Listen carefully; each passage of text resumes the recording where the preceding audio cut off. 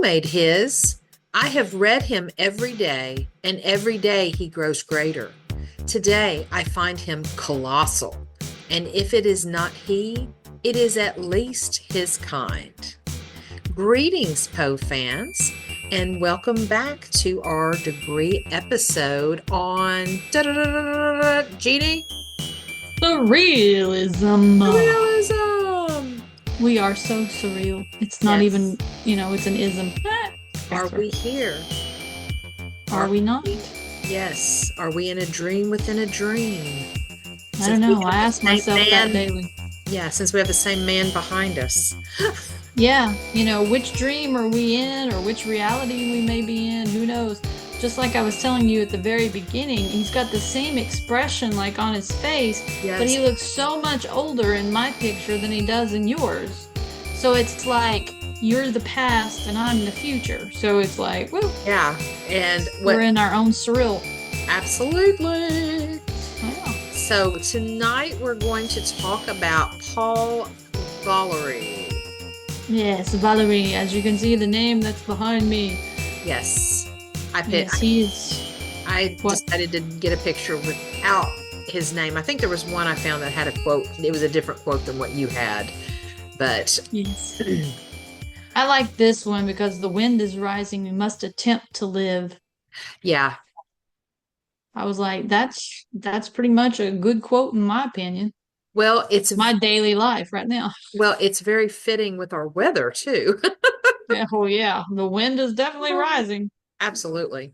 Can you Well, believe it was 5 years since the tornado tore through here? So the wind really was rising. oh, that's true. Yeah, Hmm. let's not digress on that because that was very Yeah, very traumatic. yes. So back to Paul. Yes, Paul. So he was born October 30th, 1871. Yeah, so And he was older. He was past the life of Poe, so that should tell you absolutely. something that he quotes Poe or followed Poe. Absolutely, especially in the quote that I just read was one of his saying or statements that in something that he wrote. And he was very much a follower of Poe for reasons that I think our viewers and our listeners will be surprised. It was a different spin than I expected in researching him.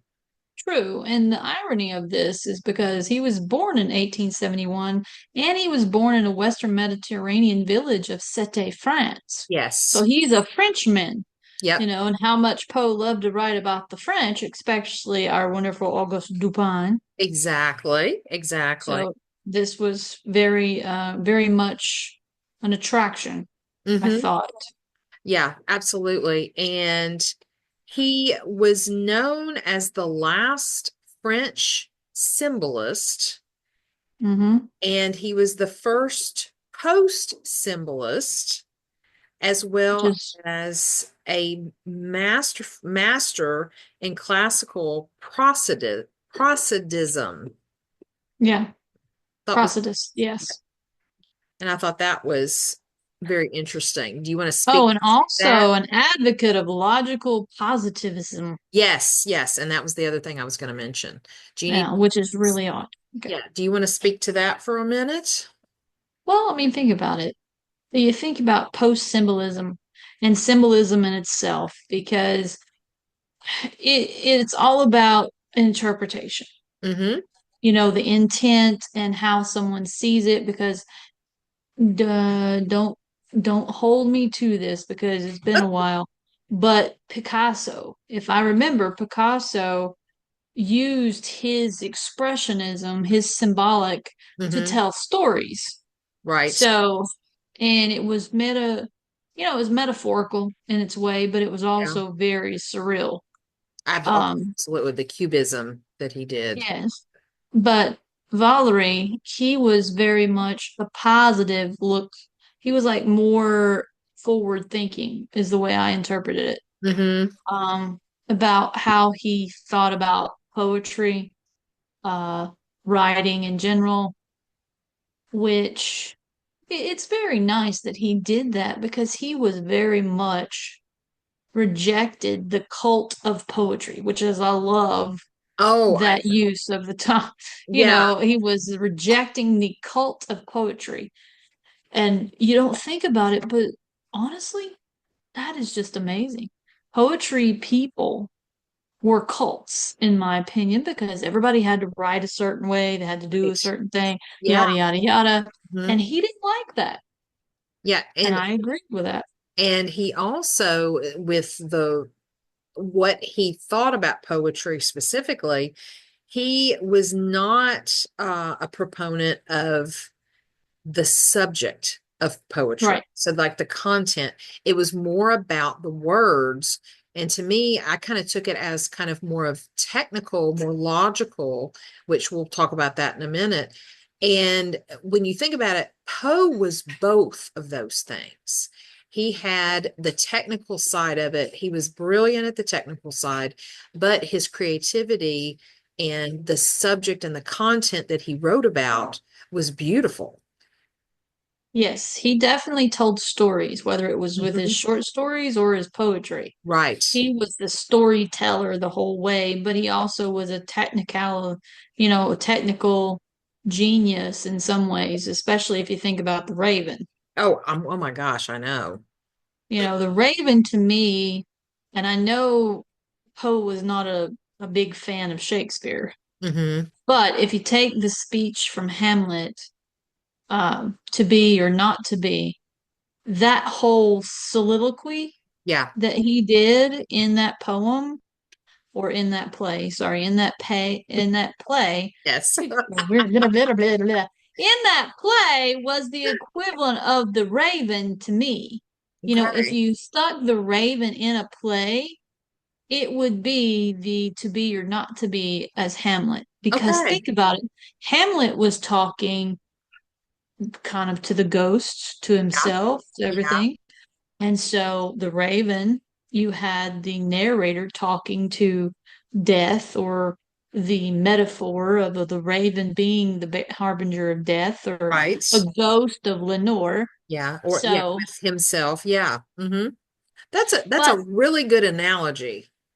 yeah, I mean that's always every time I think about the Raven, I automatically think of Hamlet. Yeah. And then Valery, he was all about saying the technical side, the logistics of it. Yeah. And I think he would have loved to know and he did, with Poe being a scientific logician. Log, Just legit, oh Lord, oh, you're gonna get me tongue tied. it's like statistician, but legit. Okay, anyway, He he's a liked logic. scientific genius. Yeah, a scientific genius. He was the Vulcan before Vulcan. Uh, Yes. so I think that's why Valari. Oh no, we weren't going to call him Valari, Yeah. right? Let's not Valerie. we're Yeah, not it's going the Dean Valerie. Martin route. Yes. Yeah, and I think that's why Valerie loved Poe so much, because he was that logical minded genius of the Yeah. storyteller. Absolutely. And he also thought that poetry was pretty much like a byproduct of the human mind's thoughts. And so again, that's bringing in that surrealistic. I'm getting tongue-tied, Jeannie. It's your I know. And it's this subject matter. That's what it is yeah, all look, these words, they're all yeah. coming So together. that's where that surrealistic element comes in, because when you think about logic, you think about poetry, generally speaking, they don't necessarily have to marry each other. But in his mind, I think that's where he felt Poe was. Yeah. And that's another thing that Valerie was very much, he liked the obscure. Yes. He was more of a metaphysical type of compilations. Hmm. And that's why the scientific speculation is how he preferred to label his metaphysical writing and that of others. And Exactly. that was the other fascination that brought him to Poe. Absolutely. And Because yeah, Julian Simmons, is it Simmons or Simons? uh, Simmons? It's S-Y, so I guess it could be either way, Simons or It's Simmons. probably Simon's, yeah. Yeah, and he described Poe as divided between two obsessive tendencies in his writings, the visionary and the logical, Hmm. which that's right up what Valerie loved most about him, his Absolutely. logical and his vision. Yeah, and one thing about Valerie, I still want to say Valerie, and I'm Uh-huh. saying sorry. He basically was a law student. I mean, he graduated from college and then he went on to law. And so he's coming at this from a different perspective than I think people that traditionally just go right into writing, either prose, poetry, anything like that. But he wrote in kind of the vein of Stephen Mallarmé.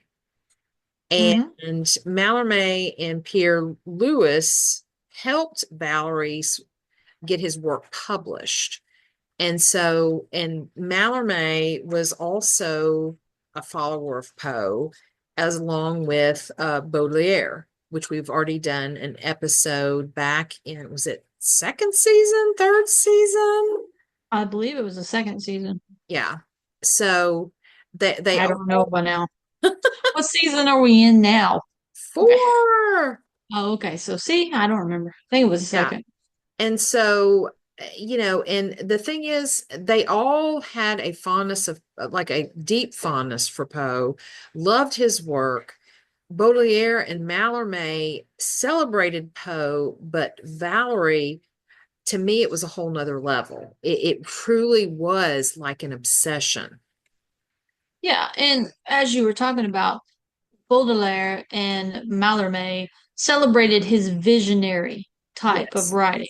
They yes, were all about how, mind-blowing yeah. his artistic was, where Valerie was the total opposite. Mm-hmm. And that goes back to his logical way of thinking. I mean, if he Yeah, went to law school, but a lot of people don't realize that lawyers, well, I know in today's law schools, they have to take storytelling yeah.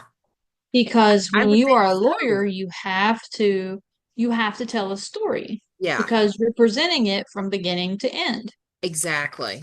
Yeah, And but I mean, there was nothing wrong with either side of that, whether it be the vision or the logical. But Valerie, yes, I think he truly felt more of a kinship and more of an obsessive type fanatical. He was yeah, definitely fanatical about Poe for good reason yeah, because he fit what Valerie thought in himself. yeah, absolutely. And it's kind of ironic that, Sir Arthur Conan Doyle was a medical doctor, went to medical school and everything, and then became a writer. Yeah, So it makes sense to me that he went to law school and then he became a writer.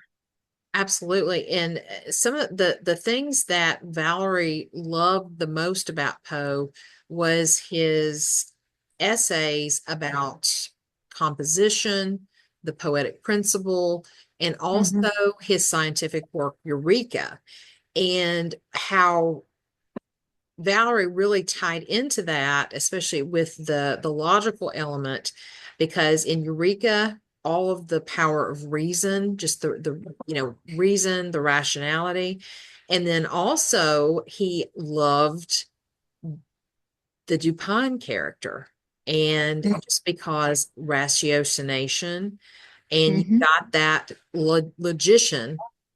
Is that what we were trying to say earlier? That's Logician. it. Logician. I have it written down, so when I read it, yeah. Yes. It's So much easier to when you're reading it than when yeah, you're trying to, because bring it out of your brain. right.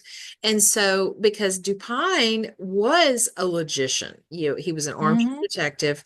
And so I can see where that character, those three stories would definitely resonate with him more than some of Poe's short stories. Yeah, that's because it went along with Valerie's. unyielding positivism, which Yeah. otherwise is rationalism, Right. that set him apart from all the other French authors. Mm-hmm. And he wrote a letter to Andre Gide Mm-hmm. that said Poe, and I shouldn't talk about it, for I promised myself I wouldn't, is the only writer with no sins. Never was he mistaken, not led instinctively, but lucidly and successfully he made a synthesis of all the vertigos. Interesting. Yes, and so I thought that was rather telling that he Huh. thought that even though, I mean, think about it. What was the dude that didn't like Poe was always criticizing Griswold? Oh yeah, Couldn't think Griswold. of it. I I thought was that's like, who you were. gee, I thought yeah, that's who we were referring to, but I was like, well, I mean, there are a few, and but yeah, he's but the main guy. Griswold was his Yeah. biggest antithesis, yes. Yes. And so, but to hear that Valerie thought that he was a writer with no sins, Mm-hmm. that he felt that much about how Poe was received to him because he saw his full potential. He saw the synthesis of all the vertigos, all Mm-hmm. the different directions. Right. And vertigo to me, major surrealism, Absolutely. because vertigo is where you're like seeing different things, more than one at all Mhm. times. Yeah, and So, when I think of that word, of course I draw to Hitchcock, but I don't mhm, draw to necessarily the movie Vertigo, even though there are huge surrealistic moments in that movie. But I mhm, also think of Salvador Dali's, of course, in Spellbound, time. the Yeah. the scene that he paired up with Hitchcock to do. But yeah, it's very interesting take pulling in some Hitchcock here with some of the things that with surrealism. And you a lot of times you don't think of Hitchcock as surreal, but it fits. Yeah, I mean, anybody that doesn't think Hitchcock is surreal, I might be a little suspicious of them. Because some of the things, like the birds and some of those, I'm talking, it can be possibilities, but it fits the surreal for me. Yeah, absolutely. Yeah, this was a very fascinating man to research. And as much as he loved Poe, it some of the things that he did and what he wrote and things like that, because he is a French poet, it he just seemed like he was angry and not a happy man. Did you get that Yeah, feeling when you were researching? I did, but I also got the feeling that he was more upset with the life around him, Hmm. not so much his life. Yeah. That and maybe, yeah, maybe so. Because he had a very pendulum type of ideas. Hmm. He said that he had the scorn for the mystical, but at the same time, it's like he definitely loved the logical. Hmm. But he had an obsessive contempt for the 17th century mathematician and philosopher Blaise Pascal. Right. Yes. And he projected a visionary aspect, usually recognized in Poe, onto Pascal while making Rene Descartes, Pascal's contemporary, a figure of what he admired in Poe. So it's really Yes. kind of unusual that he would not see Pascal as more of the logical Hmm. and Descartes more of the mystical. I agree. Yeah. And I So thought I'm that was a little bit odd, but then to tie into that as well, he wasn't a fan of Freud because mhm, psychology was being very prominent during this time. He didn't like mhm. psychology. He didn't like Freud. And the thing he did not like about psychology was the interpretation of it, of someone's mind. And I think it's because that aspect, it is essentially surrealistic, but it also is pulling out that abstract. And to me, Valery was more of a concrete person. Like if you think about art. Yes, and the thing about it, I think that Valerie was really obsessive about was he loved the two. If you think about it from the brain point of view, we Yeah, have the right brain, we have the left brain, we have the logical and the art. right. And to me, Valerie was always at odds with because the two were competing.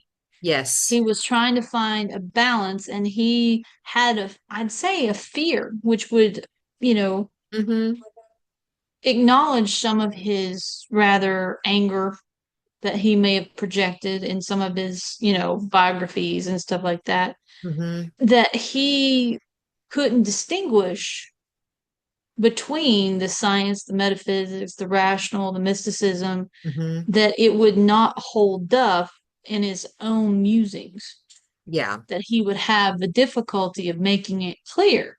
I right. mean, but he, as a writer, they all have the same problem.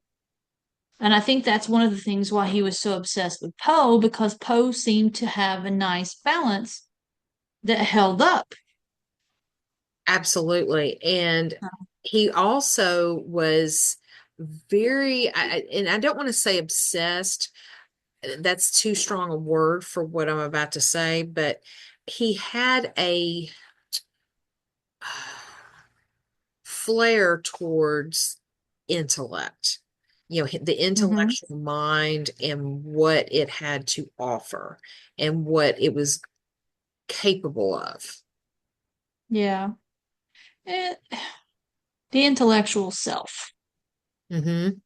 I think is what they had, Yeah, identified it at. The Narcissus myth is well documented. yeah, and Because one of his earlier poems on the subject, The Narcissus Speaks, yeah, um, which, if we don't, for people that may not know the story of Narcissus, that he was so obsessed with himself because he had to look at himself in the water because he was right. obsessed with his beauty that he eventually died because he just forgot about the rest of the world. Exactly. And there is a narcissus flower that is kind of hooked to the myth. And Yep. what's so ironic is that the flower, it's part of the lily family, and it is Hmm. absolutely beautiful. You might have heard of paper white narcissus, and Hmm. they smell so bad. Oh, yes, they do. They may look beautiful, but oh boy, they're not like a rose. No. They don't have thorns, but they've got a smell Oh, that it's awful. ugh. Yeah, it It's like the smells. corpse flower. It's Yeah, not as bad as the corpse flower, but it's right. bad. Yeah. So just throwing that out there. Yeah. So, but Narcissus Speaks, his earlier poem is one that if you haven't gone and read it, you need to go read it because it shows a side to Valerie's ideals Yeah. and anti-philosophy, which is kind of ironic. Hmm. Um, so it's kind of cool. And I'm trying to, because I did read several of his poems. How long was that one? Do you have it pulled up? Nope, but I can. I was going to say, would you like to read it? I thought it would be kind of nice if we did read one of his poems. Yeah, let me see if I can pull it up here really quick. Right. Oh, please don't give it to me in French. I don't think I'll be able to read it to you No, in and while French. you're looking, so that particular poem was recognized and very favorable among some of the literary establishments during his time. And so it was published in an anthology called Poets of Today. And Hmm. so that was kind of, again, Jeannie said it was one of his earlier poems that he wrote. And so when he started being published, it was around, I think it was 1888. Was that right, Jeannie? Does that I sound? believe so, Yeah. yes. And so, Let me go did you ahead. get Well, I'm trying to find the actual. There's so many, Narcissus Speaks that other people have titled their poem. okay? So I'm trying to find the actual. His poem. Yes. Yeah. Well, and some other things that he did, he actually did had some other jobs besides just being a poet because Mm-hmm. his poetry career, I guess if you will, was a very short-lived time frame. And we'll talk about that after Jeannie reads the poem. But he worked in the French War Office during 1892 and he worked there until 1922. And so at that point, he had a spiritual crisis, and Mm-hmm. it caused him to have a 20-year hiatus from poetry, which I That's thought just sad. I know I was just shocked by that. And so it makes me wonder during that time frame, did he give up all poetry? Because that's what I felt like it meant. But as much as he loved Poe, did he give up Poe too? Or did he just give up the poetry of Poe? It's just something interesting to think about. Yeah, I'm trying to see the date because this comes out from the collection, the collected poetry of Valery. Yeah. And it looks like it was published or collected poetry from 1966 to 2023. So Mhm. Yeah, they're because all collections. So, yeah, because the dates that I found was around 1888 to Mhm. 1891, where he was writing poetry a lot. Like Right. that was his major years that he Mhm. wrote. Okay, so I found it. It's All right. Narcissus Speaks. I'm not going to attempt the French version. Oh, brothers, sad lilies, I languish with beauty, for desiring myself in your fair nudity, and towards you, nymph, nymph, O nymph of the fountains, I come to offer pure silence my vain tears. A great calm attends me, where I listen for hope. The water's voice changes and speaks of the evening. I hear silver grass grow in the holy shadow, and the deceitful moon elevates her mirror even to the secrets of the dried up fountain. And me, having plunged wholeheartedly in the reeds, I languish, O sapphire, for my sad beauty. I know no more love for magical waters where I forget the laughter and the ancient rose. How I lament your fatal and pure splendor, O fountain so languidly by me surrounded, where my eyes have drawn up from immortal azure my image with a wreath of humid flowers crowned. Alas, the image is vain and the tears eternal. Over the bluish woods with their brotherly arms, an ambiguous hour's tender glow exists, and the last of the day forms for me a bridegroom, nude on the pale place where the sad water lures, delicious demon, desirable and icy. Here in the water my flesh is moonlight and dew.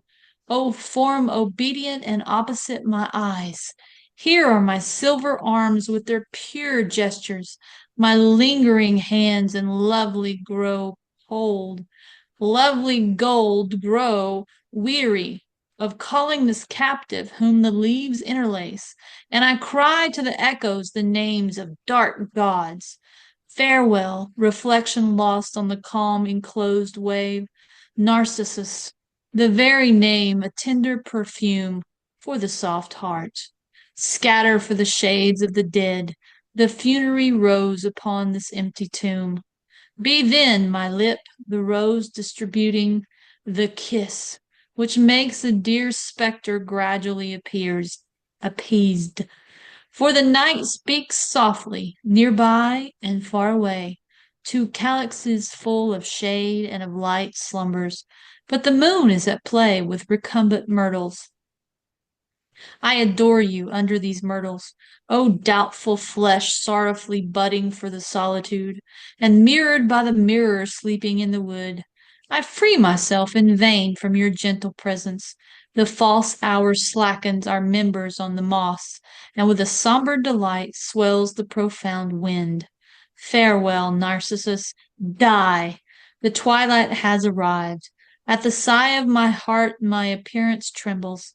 The flute, buried deep in the azure, modulates regretfully for sonorous flocks departing. But on the mortal cold wherein the star is lit, before a slow tomb is formed of nothing but mist, take this kiss which breaks the calm of fatal water. Hope alone may suffice to shatter this crystal. The ripple ravishes me from my exile's breath, so that my breath can animate a slender flute, whose nimble player may be to me indulgent. Fade vanishing away, perturbed divinity, and you pour out to the moon, humble lonely flute, the whole diversity of our tears of silver. And that is Narcissus Speaks. Yay! Thank you, thank you, thank you. Well, and you know what's interesting? Well, there was one line, the alliteration was just like, oh, perfection. Oh yeah. It's the delicious demon, desirable, that one line. I was like, oh, and then something that you just, one of the other lines toward the end, it said something about take this kiss or something of that. So that, guess what that reminded me of, which is very surrealistic from Poe. Mm-hmm. Take this kiss upon the brow and in parting from you now. Yes, because his was take this kiss which breaks the calm of fatal water. Yes, and which makes sense with Narcissus. Mm-hmm. And so I just thought that was very Poe-esque to have that Yes. line in there. Very nice. Yes, it was in the Yeah, that was a alliteration beautiful with poem. delicious demon desirable and icy. Yes, that's a great line. And then Mhm. I almost actually started a little bit of a laugh. I was trying not to when you said, oh, Narcissus or something, die. Yeah, that was very, it was like, okie dokie. It Yes. says, farewell, Narcissus, Yes. die. Yes. But no, That's pretty like, that was okay. a beautiful poem. I Mhm. do find it somewhat poesque. Yeah, And it was one of the ones that spoke to me a lot, like with Poe's, yeah, a mixture of his with the beauty and the darkness. yes, absolutely. And I And think it then was, yeah, very his fitting. love dying. I Yeah, mean, it's the abs equivalent of love dying. got the death of a beautiful woman. hmm And I like this one because he leaves it vague Mhm. enough to where you don't know if the speaker is the woman or if narcissist could be a man or a woman. That's true. You know, I Yeah. mean, I had a great grandmother. Her name was Narcissi. Oh, wow. Yeah, and everybody called her Narcissus. Okay. That's interesting. So yeah, so man, woman, it didn't matter, and that's one of the things with this poem that I thought was very interesting, that it had an interchangeable. You know how Poe's with the narrator could be anything. You've seen how many like Poe movies they've taken the Telltale Heart and made the narrator the female. Absolutely, which is, I think, brilliant. So I think that's where he shows his Poe-esqueness. I think so too. Yeah, he was very talented, and hmm with his view on it's more about the words than the content. To me, the content wasn't lacking here, taken hmm from the Greek myth, but his words were stronger than the content if you really dig deep into it. It's the both of them are Yes. there, but his words, what he believed in, it shined through very strong. Yes, his alliteration and his word build Mhm. build the poetry. Yeah, It's not the story. It was the words that gave it exactly. the story. Mm-hmm. Absolutely. So the last thing that he wrote was actually never finished, and it was more of a dramatic work called My Faust, and it was two parts put together.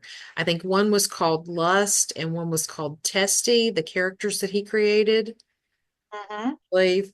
And this was towards the end of his life, and they people found, or I should say, scholars found, that he had Hmm. over 250 notebooks full of essays, I think some other works, and it is now Yep. published. And I thought that was really interesting that in a way he kind of hoarded those Well, I mean, he went on a 20-year, he renounced hiatus. Yeah. poetry for 20 years Yeah. in 1892, Mm-hmm. uh, because his first love had something to do with his intellectual and spiritual crisis of 1892. Right. Right. Because he had finished his law degree and he had published Narcissus Speaks, and it was celebrated by the Paris literary establishments, Right.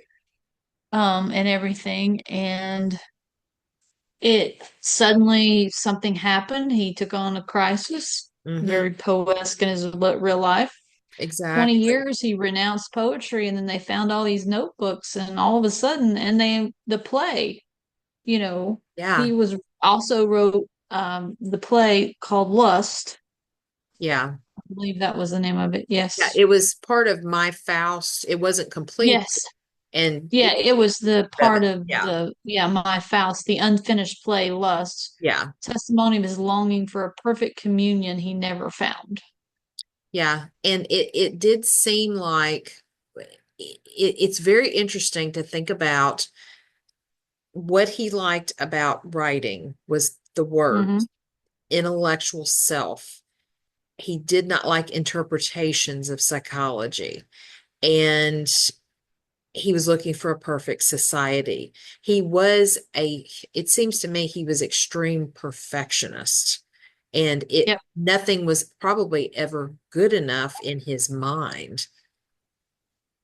Well, I Possibly. mean, he's If you it, read between the lines. well, and it falls into an artistic mentality, in my opinion, Yes, absolutely. because as artists, you are your own worst critic. Yes. Yes. And even people telling you how wonderful it is, or how great it may be, or how horrible it is, or it is the worst thing ever, you take all of that criticism, good and bad, Yep.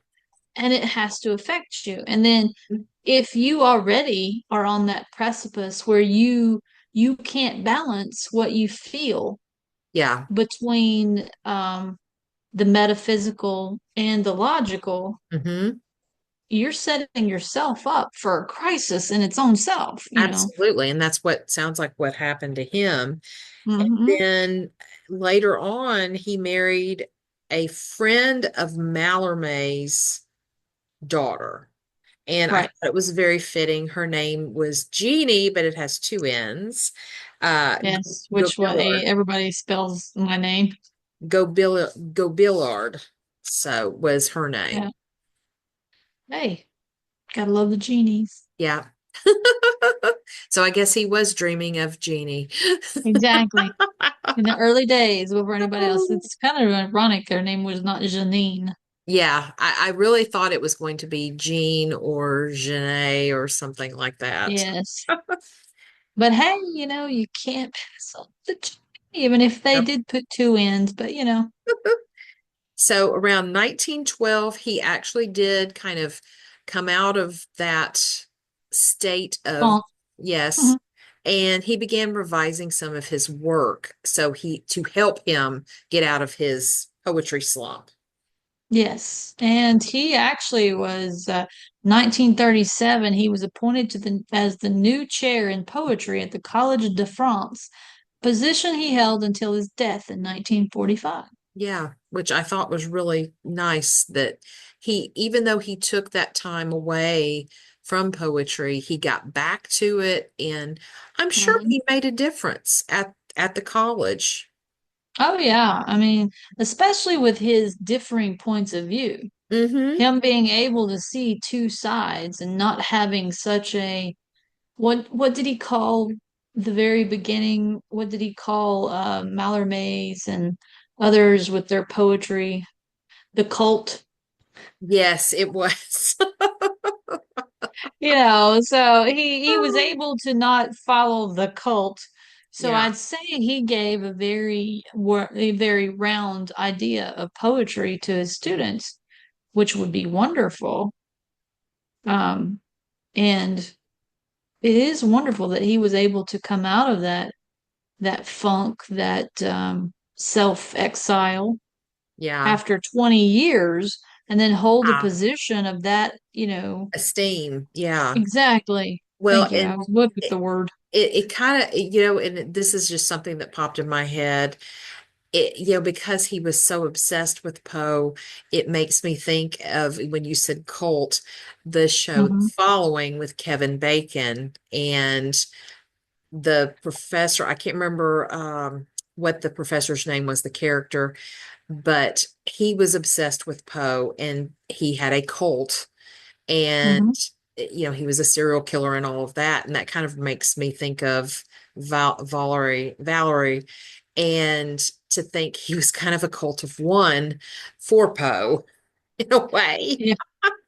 Yeah, he had his own form of a cult, and I think he came, the word fanatical Hmm. is, fans comes Yeah, from the word fanatical, absolutely. which is very cultish in my opinion, because I Yeah. mean, come on. Oh yeah, Some of the fans can be very obsessive and very creepy. So, absolutely. And just I also want to just shout out right here because we may have mentioned this before, but it's like when you take Poe, Kevin mhm. Bacon, and the following, the 6 degrees of Poe and Bacon come together. So, Yeah. Kevin Bacon, or someone that knows Kevin Bacon, if you're listening, we invite you on to the 6 degrees of Poe. Yes, we would love to have another connection, another degree. Yes, where it all comes together. Exactly. We want to come full circle. Absolutely. But we're gonna keep circling though through Exactly. We'll our keep doing degree. the circling, because, well, as you know, just because the degrees keep connecting, there are so many connections. Oh my It's like, gosh. it's like the universe. It's not it's not a straight line. Right. It has its spirals and Mm-hmm. it's Circles. infinity. Yeah, Yeah. absolutely. So it's four dimensional. Yes. But Valerie died, I thought Mhm. it was ironic, on July the 20th, 1945, at the close of France's last 20th century war with Germany. I thought that was very interesting as well. Hmm. Yeah. Yeah, he was born at the conclusion of its last 19th century one. Mm-hmm. And then he died at the end of the 20th century war, Yeah. because Germany and France always had problems. Oh yeah. But he was Well, and given a state funeral, which is really cool, in yeah, Paris, and buried at the cemetery of Cité, his birthplace and the setting for the seaside cemetery. yes. And I thought that was really neat. I did read that one, and that was really good. Uh, Hmm. and when you think about it, thinking about Germany and France, just thinking about the elements of people, culture, things like that, they really kind of are like the right side and left side of your brain. Hmm. So Yeah, the it kind of makes logical sense. Yeah. versus Just the artistic. the fighting. Yeah. Yeah, I mean, the French have always been so open with any arts, Mm-hmm. and cooking, love, romance. Mm-hmm. French is one of the Latin romantic Right. languages. Yeah. And then you got German with its very standard, logical, hammer down. Hmm. Not that they don't have their own type of artistics, but it's very Absolutely. architectural. Yes. Because the German the German artists were very structured classical artists. Yes. Mm-hmm. They had their own architectural schools where Mm-hmm. everything was very standard, stationary. Yeah. They're beautiful, but they are definitely minimalists. Yeah. Oh, absolutely. Well, one other thing I wanted to add too is that Mhm. in 1924, his collection of his essays was published, and this contains his article that he wrote on Poe's Eureka because he was very fascinated by it. Yes, which is great because, everybody is fascinated at one point or another Hmm. with the Poe. So Absolutely. it's good that they included his fascination. Yeah, and his first readings of Poe actually came from Baudelaire's translations from Hmm. English into French. And he wrote essays on, again, Poe's Eureka, but he really liked the philosophy of composition that Poe wrote, so he wrote about that. He also took and he wrote an essay about Leonardo da Vinci, and he looked at Poe's method of the creative mind in it and what it was attempting to do and how successful it became or like Hmm. created something. So I thought that was really interesting. So Yeah. he had some very interesting things he wrote about. Again, some were Poe-esque and then some were not so Poe-esque, but I think using Poe's methods as much as he could. Yeah, and that's one of the things because Poe was both the logical and the visionary. Hmm. So he was able to use both sides of Poe in his works. So, Yes. And the character that he created, Edmund Testy, which I think was linked to the My Faust, was based all on C. Auguste Dupin. of course, you got to love Dupin, who was the French, could have been the French Valery. So Yeah, you never know. absolutely. Absolutely. And so So it, to kind of, go ahead. I was going to say, just to really sum it up, he really felt like the scientific analysis had to be involved in creative achievements. That just all of that, you can't have one without the other. Yeah, and it goes along with the early 19th century Enlightenment period. Hmm. That's where science and religion came together, Yeah. and reform and all that started happening with the Second Great Awakening. So by the late 19th century, when he was, live and living, Hmm. it very much made a big impact, in my opinion, that those were still alive and well, but they were continuing to, what's the word? Matriculate. They were tending to Hmm. adapt to, Yeah. you know, make, Evolve. Yeah. yeah, evolve. Thank you. Mhm. I couldn't come up with a word. It was just like right there. And so, and I see it even today. I mean, anything that we see on television, Hmm. the science is behind it, and also the just romanticism, the vision Yeah. of what it could be. Hmm. And a lot of things that used to be, fantastical have actually become reality. Yeah, that's very true. But I will say, and some people probably will not like what I'm about to say, Mhm. but thinking about the logical, the scientific overshadowing creativity, I truly believe that is happening with CGI.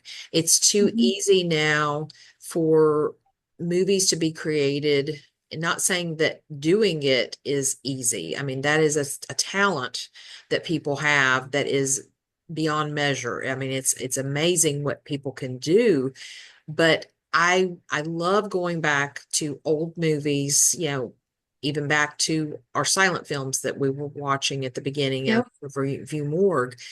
And I like that element of creating something that you think is impossible, but making it Mhm. show up on film without digital assistance.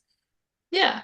Because that was back when they were just trying to figure out what digital was Mm-hmm. with the Yeah. video and the, audio and all that kind of stuff. And they were creating these masterpieces that, in my opinion, still can't hold up to some of what is in today's society. Yeah. Because, like you said, CGI, I agree to some extent. I mean, I'm a diehard computer junkie. Yeah. I'll admit that.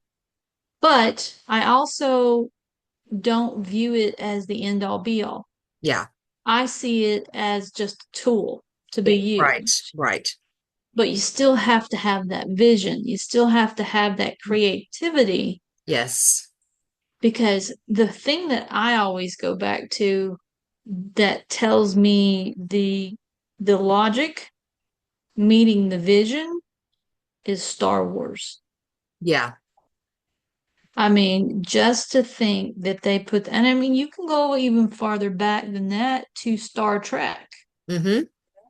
Even Absolutely. though it was very rudimentary, Mm-hmm. but they didn't Very have a well lot to done work for the time. Mm-hmm. exactly, but they could create things that were realistic in their own way, even Right. though they were Right. fantastical. Mm-hmm. They made them logical.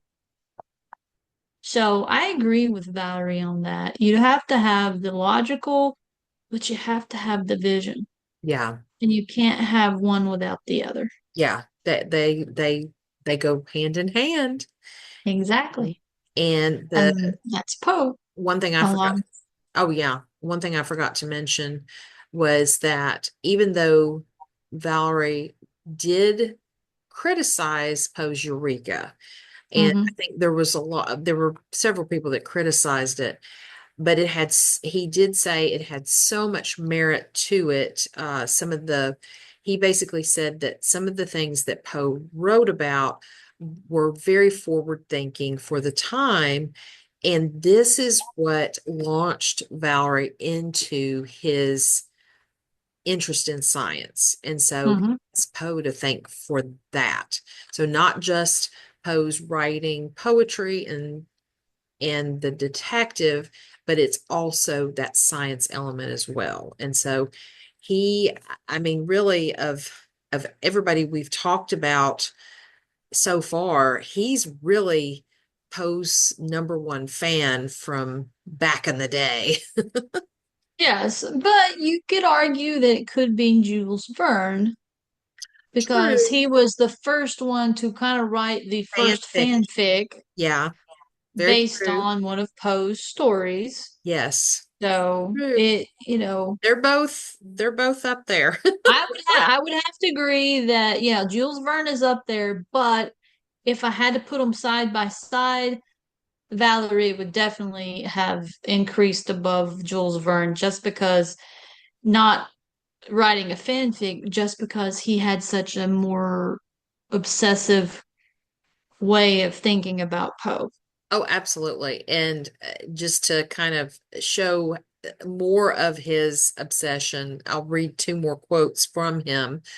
He says, "For extraordinary reading, I've had Poe's love letters. Something that you understand is dizzying for me, but we shall talk about it again." So obviously, he was enthralled with reading some of Poe's works if Mhm. it's dizzying. And then Yeah. this other quote is, "But 3 or 4 sentences of Edgar Poe gave me the capital sensation that awakened the creature of desire, the demon that possessed me." Nah. Yes. So I thought that was very interesting.